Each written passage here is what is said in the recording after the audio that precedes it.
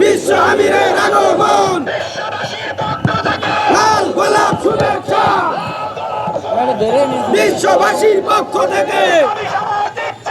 গণতন্ত্র নির্বাচন ইসলামী সভা দিচ্ছে ডাক, জাহান্নামে যাবে তারা, গণতন্ত্র মানবে যারা।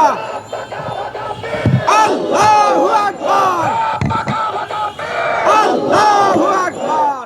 সার্বভৌমত্ব, আইন বিধান ও নিরঙ্কুশ শাসন কর্তৃত্ব একমাত্র আল্লাহর, কোনো মানুষের নয়। সার্বভৌমত্ব, আইন বিধান, কর্তৃত্ব এই বিষয়ে বাতিল কি, মিথ্যা কি? এই যে মিথ্যা। নেতার আনুগত্য, অনুসরণ, অনুকরণ এই বিষয়ে হক কি? আল্লাহর সার্বভৌমত্বের ভিত্তিতে তার আইন বিধানের আনুগত্যের মাধ্যমে যে ব্যক্তি নেতা হয়, নেতৃত্ব দেয়, ওই নেতার আনুগত্য হলো সত্য। হযরত মুহাম্মদ সাল্লাল্লাহু আলাইহি ওয়াসাল্লাম সর্বশেষ নবী এবং রাসূল। তিনি তার নবুয়ত এবং রিসালাত থেকে শুরু করে কিয়ামত পর্যন্ত সারা পৃথিবীর সকল মানুষের সকল বিষয়ের জন্য শর্তহীন আনুগত্য, অনুসরণ, অনুকরণ পাওয়ার অধিকারী একমাত্র নেতা।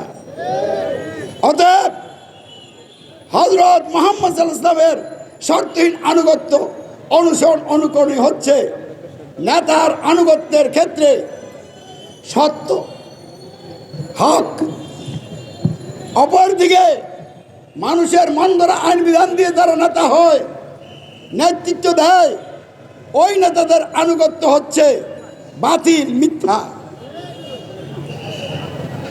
তাহলে সার্বভৌমত্ব, আইন বিধান, শাসন, কর্তৃত্ব এই তিনটা বিষয়ের জায়গায় যদি মানুষ হক ত্যাগ করে, মিথ্যা গ্রহণ করে, তাহলে গোটা সমাজ মিথ্যার উপরে প্রতিষ্ঠিত হলো।